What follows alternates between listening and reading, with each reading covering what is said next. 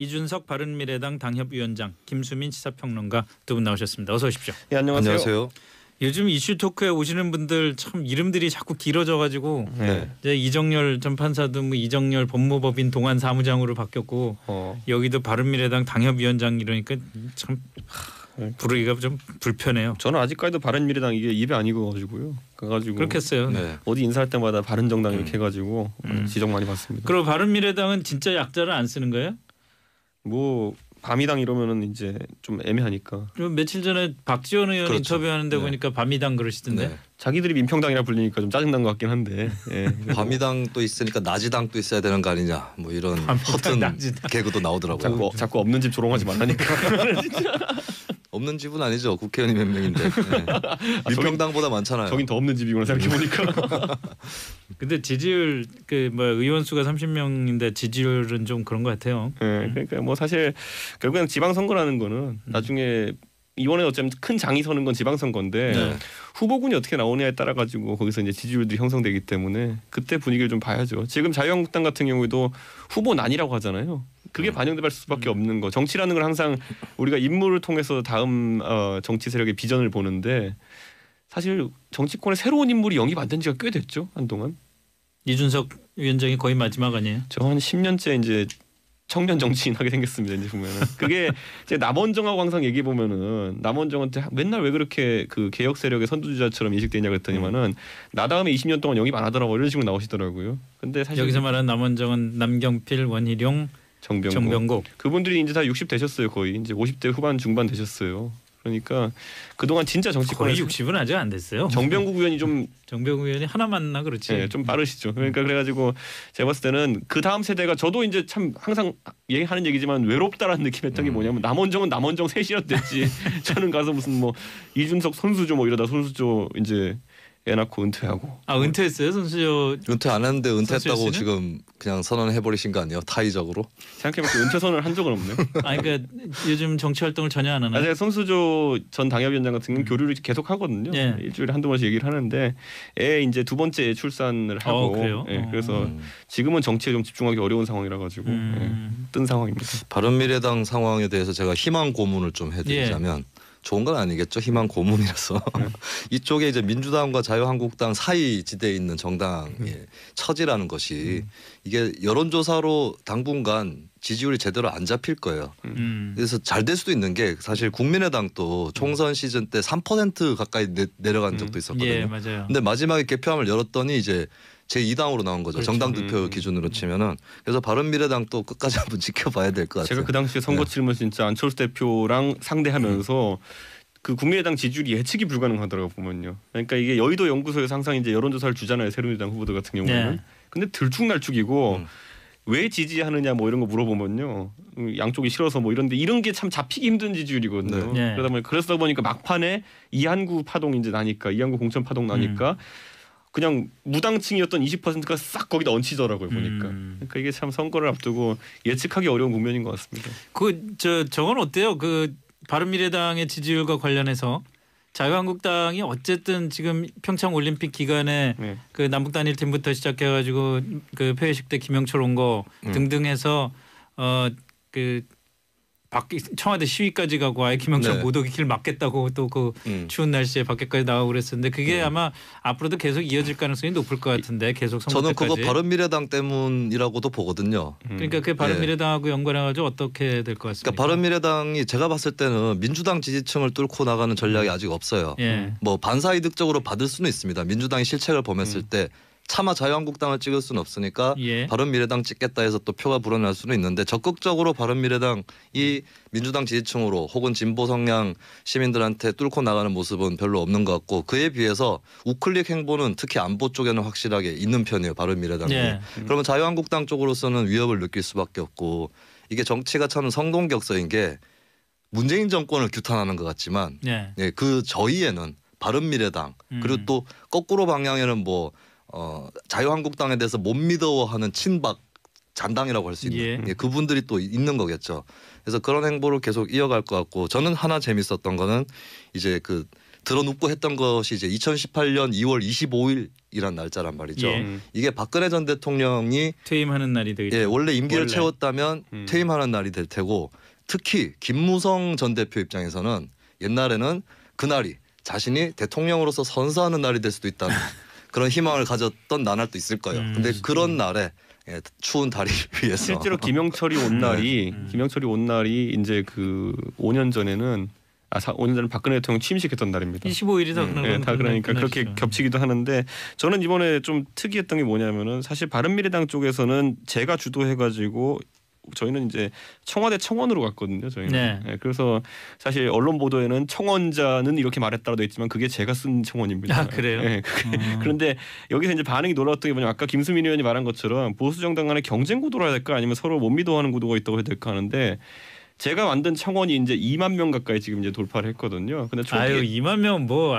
근데 이제 이게 정치 이슈로는 이게 되게 힘든 숫자인데 특히 보수 쪽에서 나온 거는 힘든데.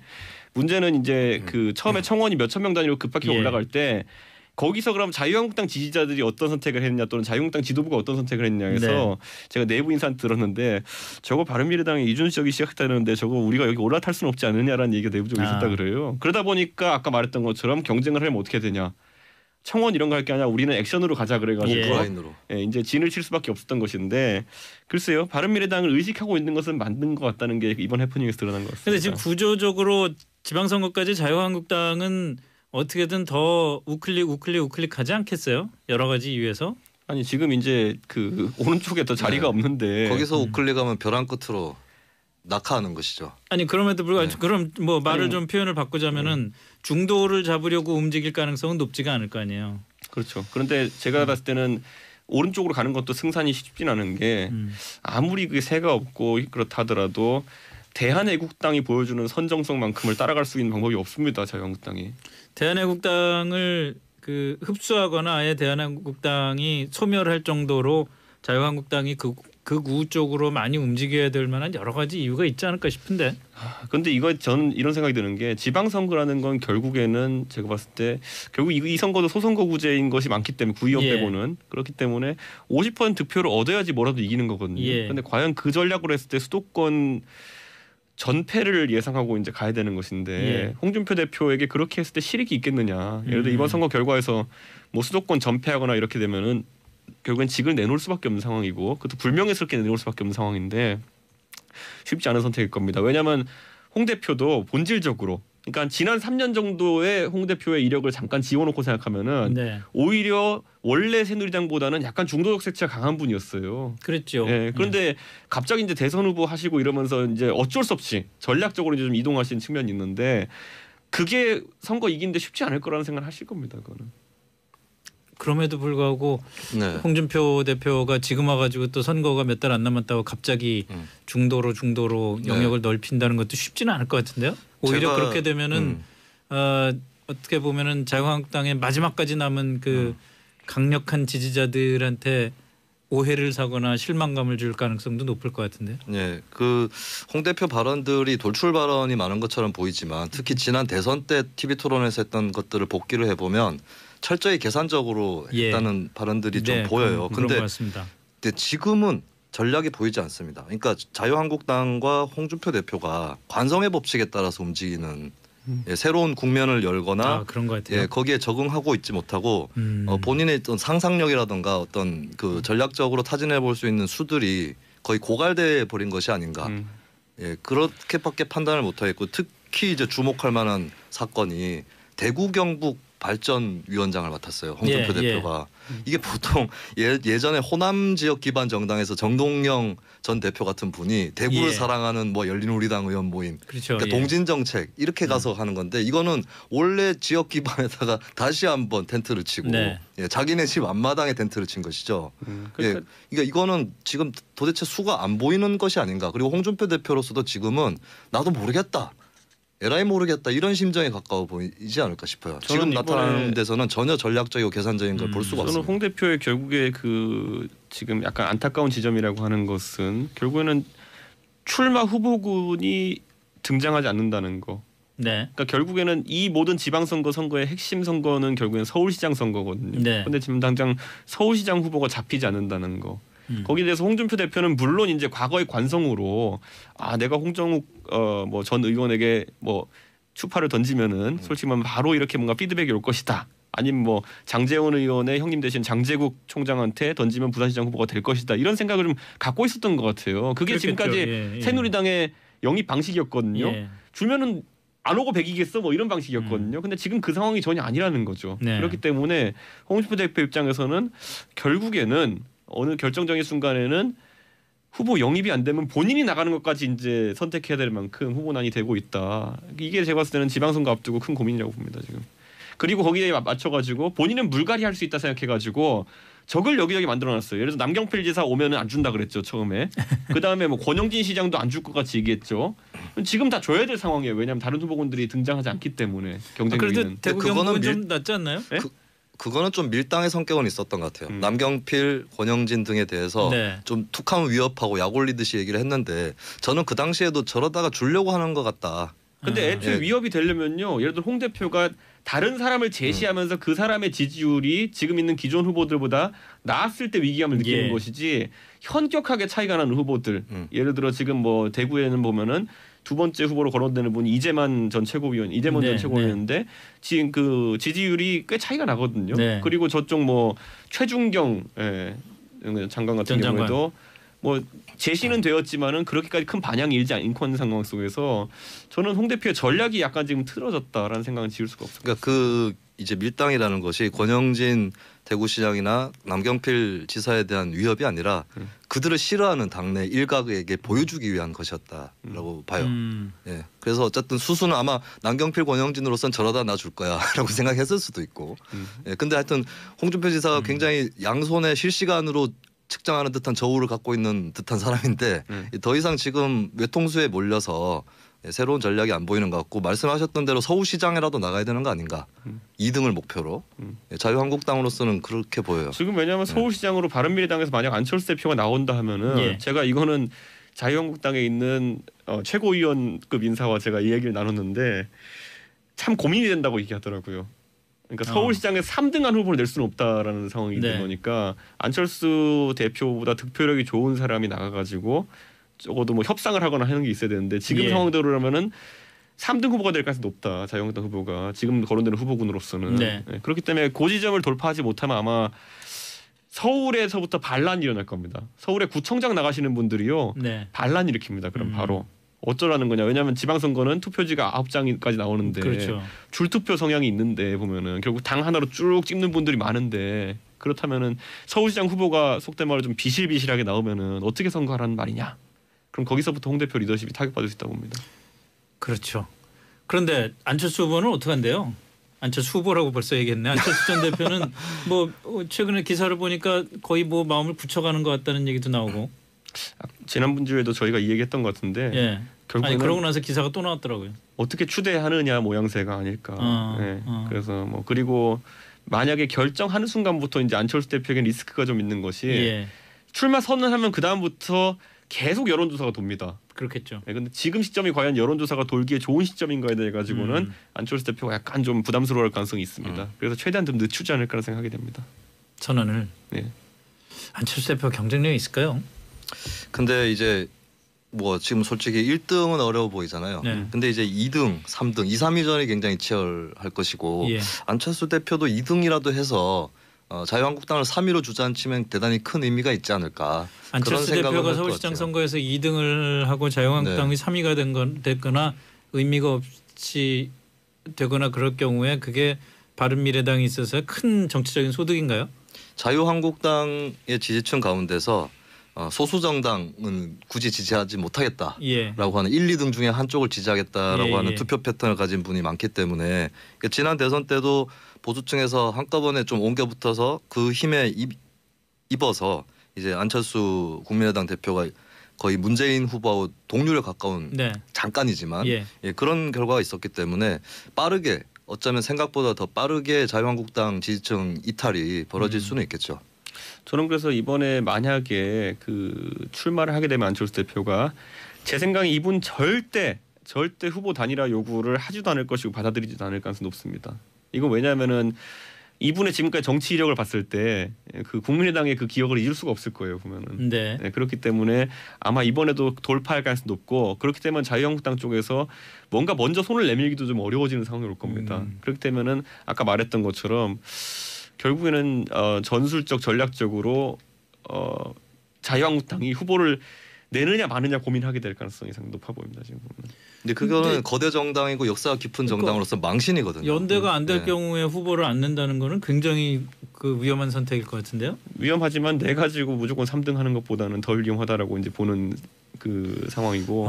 그래서 이제 소위 말하는 정치 평론가 위주로 이제 얘기 나오는 것이 뭐 묵시적 단일화 이런 얘기 나오잖아요. 근데 묵시적 단일화 이게 좀 제가 봤을 때도 좀 짜증나는 용어이긴 한데 근데 실제로 묵시적 단일화라는 게 괜히 나오는 얘기가 아니라 정치 이제 전략하는 사람들 사이에서는 아이디어 차원에서 나오고 있는 거죠. 정말 솔직하게 얘기하면 바른미래당도 아직까지는 경기지사 후보군이나 인천시장 후보군이 가시화되는 분이 딱히 있는 건 아니거든요. 그렇죠. 예. 그 뭐 경기하고 이걸 묵시적 단일화를 통해서 그러니까 밖에다 나눈다. 얘기는 안 하는데 서로 후보를 안 내주는 거죠. 저는 철저하게 반대하는데 그런 이야기를 하는 정치 이제 하마평에 오르는 그런 얘기들이 좀 있더라고요 보니까요. 예. 그게 이제 민주당이나 민주당 지지층 입장에서는 묵시적으로 하더라도 뭐 묵시적이 아니라 그냥 결과적으로 그렇게 되더라도 적폐연대라는 또 프레임이 가동되고 저도 그 소리 듣는 게 싫다니까요. 네. 그게 보니까. 그래서 뭐 중장기적으로 봤을 때 바른미래당으로서는 어쨌든 손해를 보더라도 자유한국당이랑 붙어서 싸워야 될 거예요. 네. 좋습니다. 그 역시 지방선거와 연관해서 좀 얘기를 하자면 김영철 통전부장, 김영철 조선노동당 부위원장이 지금 와서 있고 내일 오전에 가는데 어쨌든 뭐 이것과 관련된 외교안보 이슈는 아까 그 홍현익 박사랑 인터뷰도 저희가 했습니다마는 국내 정치적인 이슈로 볼 때 어떨 것 같다는 생각이 듭니까? 이게 어쨌든 지방선거까지 남은 기간 동안은 가장 큰 그 선거 이슈 중에 하나가 남북관계나 그 북핵 문제가 될 것 같은데 이게 뭐 아주 단순하게 얘기해서 누구한테 유리하게 작용을 할까요? 아마 일단 전제는 지방선거까지 남북 정상회담이거나 아니면 북한의 비핵화 선언이거나 그런 그 빅 이벤트가 없다는 걸 전제로 해서 이 협상 국면이 계속 간다는 걸 전제로 하자면 마찬가지로 북한의 어떤 도발적 행위도 없어야 되는 것이죠. 보고, 예. 이렇게 되면은 정부 여당이 더 유리하다고 봐요. 네. 그래서 좀 자유한국당도 실수를 하고 있는 것이 보수 경쟁 때문에 더 극한 행보를 하고 있지만 오히려 국내 경제라든가 복지 이슈 쪽으로 구도를 치환하는 게 더 올바른 전략이 될 거예요. 자유한국당 입장에서. 그렇다면 뭐 자유한국당은 보편적 복지 같은 것에는 적대적 비판적이니까 그럼 본인들이 갖고 있는 선별적 복지, 뭐 어떤 특수한 정책을 내놓는다거나 이런 식으로 가야 되는데 지금 이렇게 남북 대화가 일단 지속이 되면 아무래도 국민들 입장에서도 과거에도 보면 노무현 정부가 인기가 없더라도 독도 문제라든가 이런 이슈가 부상을 하면 다시 지지율이 40% 50% 올라가는. 근데 문제는 남북 대화가 잘 지속이 되면 좋겠는데 지금 모든 남북 대화 뭐 시작된 지 한 달도 안 됐습니다만 한 달 정도 됐습니다만 한 달 남짓된 사이의 대화의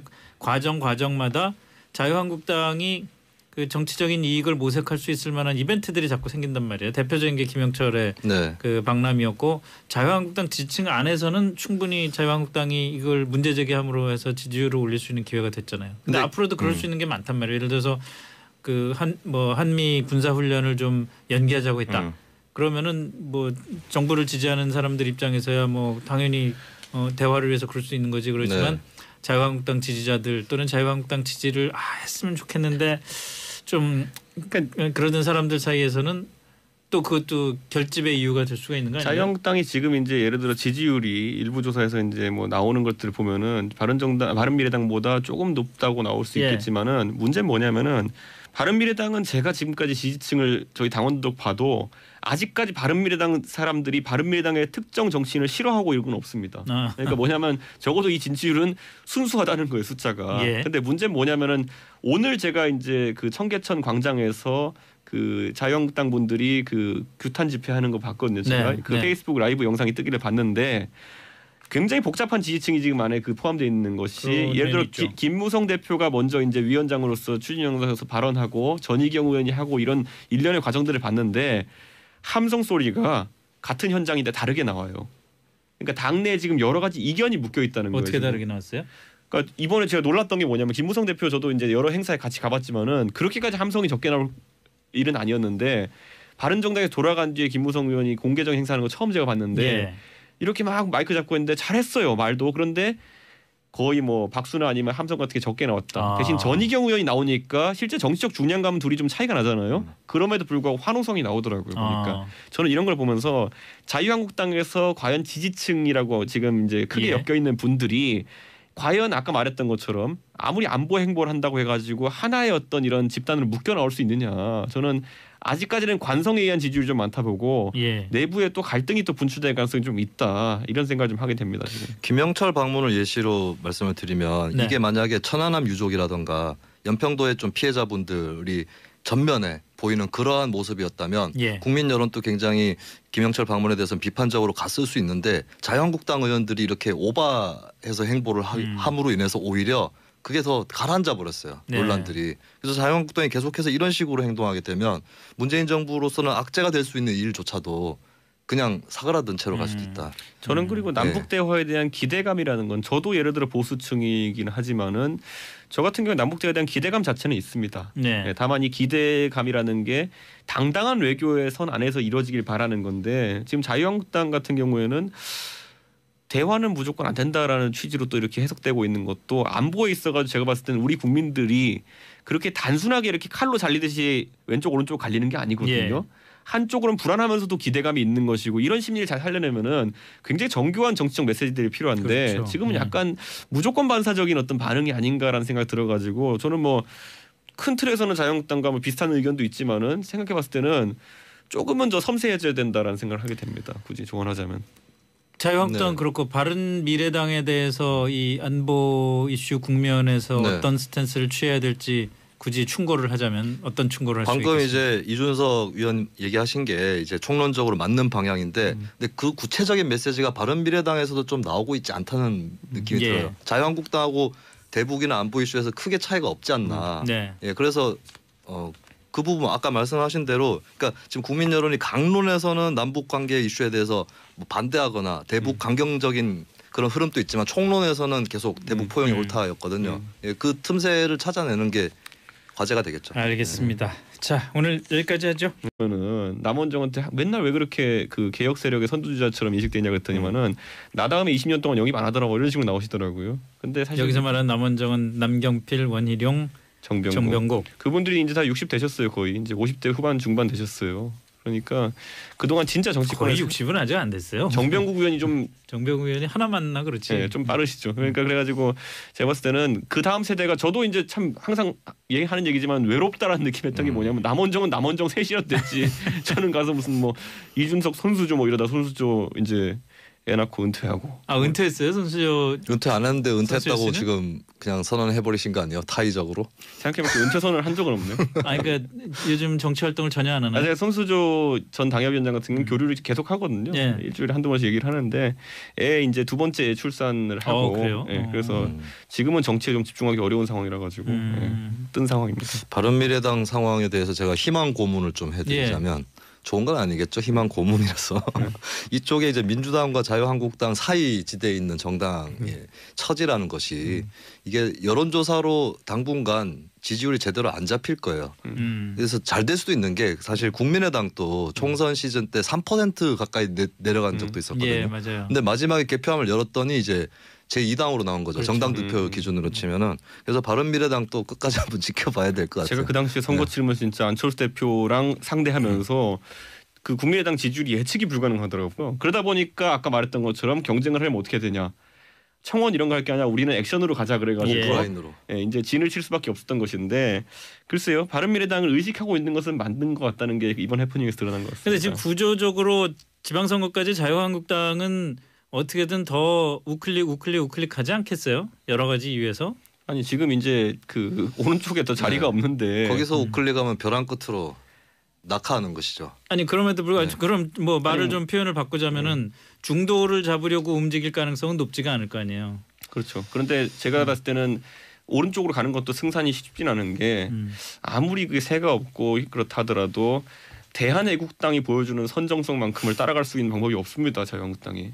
대한애국당을 그 흡수하거나 아예 대한애국당이 소멸할 정도로 자유한국당이 그 극우 쪽으로 많이 움직여야 될 만한 여러 가지 이유가 있지 않을까 싶은데. 근데 이거 저는 이런 생각이 드는 게 지방선거라는 건 결국에는 제가 봤을 때 결국 이 선거도 소선거구제인 것이 많기 때문에 구의원 빼고는 그렇기 때문에 50% 득표를 얻어야지 뭐라도 이기는 거거든요. 근데 과연 그 전략으로 했을 때 수도권 전패를 예상하고 이제 가야 되는 것인데 홍준표 대표에게 그렇게 했을 때 실익이 있겠느냐. 예를 들어 이번 선거 결과에서 뭐 수도권 전패하거나 이렇게 되면은 결국엔 직을 내놓을 수밖에 없는 상황이고 그것도 불명예스럽게 내놓을 수밖에 없는 상황인데 쉽지 않은 선택일 겁니다. 왜냐하면 홍 대표도 본질적으로 그러니까 지난 3년 정도의 홍 대표의 이력을 잠깐 지워놓고 생각하면요. 그러니까 이게 여의도 연구소에서 항상 이제 여론조사를 주잖아요. 새누리당 후보들 같은 경우에는. 근데 들쭉날쭉이고 왜 지지하느냐 뭐 이런 거 물어보면요. 양쪽이 싫어서 뭐 이런데 이런 게 참 잡히기 힘든 지지율이거든요. 그러다 보니까 막판에 이한구 파동 이제 나니까 이한구 공천 파동 나니까 그냥 무당층이었던 20%가 싹 거기다 얹히더라고요 보니까. 그러니까 이게 참 선거를 앞두고 예측하기 어려운 국면인 것 같습니다.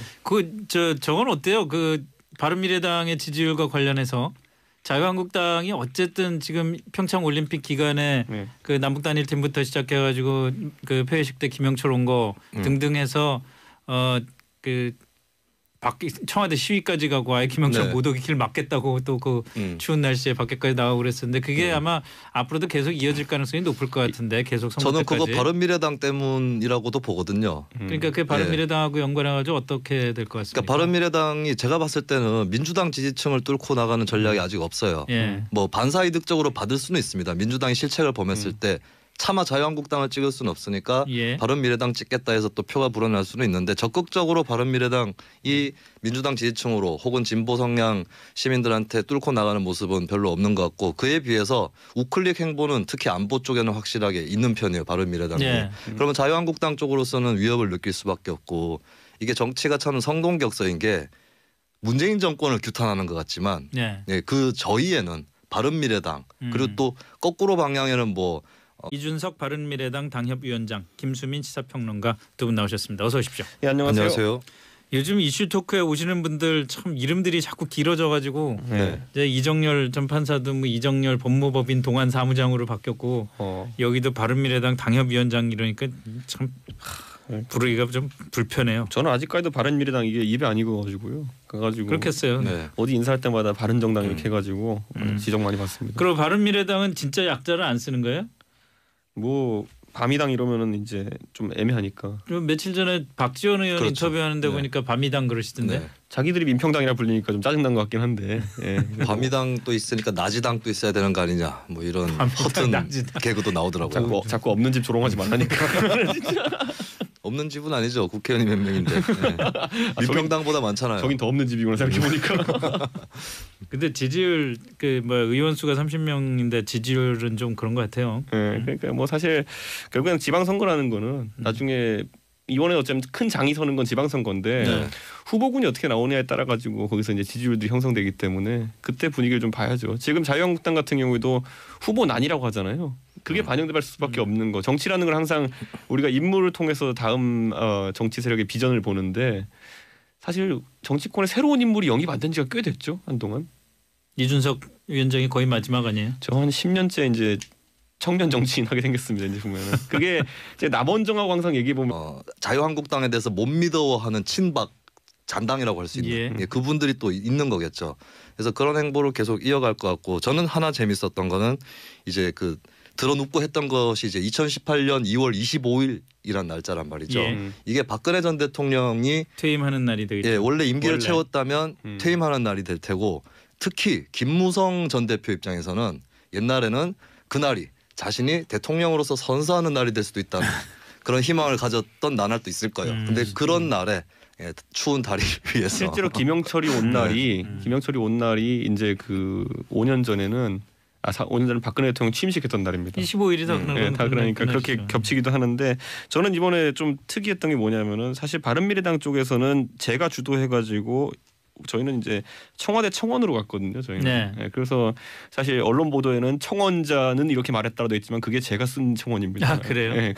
그런데 여기서 이제 반응이 놀라웠던 게 뭐냐면 아까 김수민 의원이 말한 것처럼 보수 정당 간의 경쟁 구도로 해야 될까 아니면 서로 못 믿어하는 구도가 있다고 해야 될까 하는데 제가 만든 청원이 이제 2만 명 가까이 지금 이제 돌파를 했거든요. 근데 아유 2만 명 뭐. 근데 이제 이게 정치 이슈로는 이게 되게 힘든 숫자인데 특히 보수 쪽에서 나온 거는 힘든데 문제는 이제 그 처음에 청원이 몇천 명 단위로 급박히 올라갈 때. 거기서 그럼 자유한국당 지지자들이 어떤 선택을 했냐 또는 자유한국당 지도부가 어떤 선택을 했냐 해서 제가 내부 인사한테 들었는데 저거 바른미래당의 이준석이 시작했다는데 저거 우리가 여기 올라탈 수는 없지 않느냐라는 얘기가 내부적으로 있었다 그래요.